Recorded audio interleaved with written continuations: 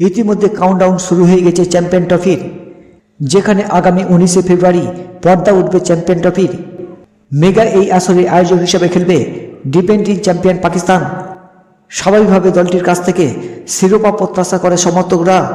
সেই প্রত্যাশা পূরণে নিজেদের প্রস্তুত করেছে দলটির ক্রিকেটাররা।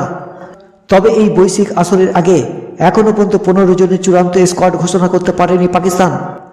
প্রাথমিক দল হিসেবে 18 জনের স্কোয়াড ঘোষণা করেছে পাকিস্তান। স্বাভাবিকভাবে তাই এই স্কোয়াড থেকে বাদ পড়তে পারেন 3 জন তারকা ক্রিকেটার। এবার জেনে নেওয়া যাক সেই 3 জন কারা কারা। বিস্তারিত থাকছে আজকের এই প্রতিবেদনে। মেগা এই টুর্নামেন্ট থেকে বাদ পড়তে পারেন মোহাম্মদ অসীম জুনিয়র, উসামা মির ও মোহাম্মদ নওয়াজ।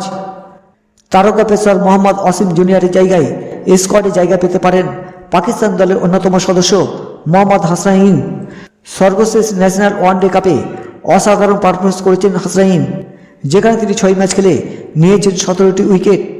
তার এই অসাধারণ পারফরমেন্সে চ্যাম্পিয়ন ট্রফির চূড়ান্ত দলে জায়গা পেতে পারেন তিনি।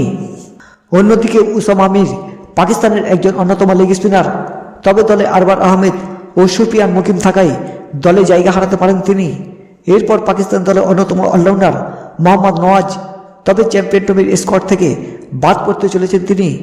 দলের নির্ভরযোগ্য ব্যাটার সালমান আগা থাকার কারণে দল থেকে বাদ পড়তে চলেছেন মোহাম্মদ নওয়াজ। এবার দেখে নেওয়া যাক পাকিস্তানের প্রাথমিক স্কোয়াড। মোহাম্মদ রিজওয়ান অধিনায়ক, বাবর আজম, তৈয়ব তাহির, ইরফান খান নিয়াজি, সুফিয়ান মুকিম, মোহাম্মদ হাসাইন, আবদুল্লাহ শফিক, নাসিম শাহ, উসমান খান, শাহিন শাহ আফ্রিদি, হ্যারিস রউফ, আরবার আহমেদ, কামরান গুলাম, সালমান আগা, ইমামুল হক, ফখর জামান, হাসিবুল্লাহ ও আব্বাস আফ্রিদি।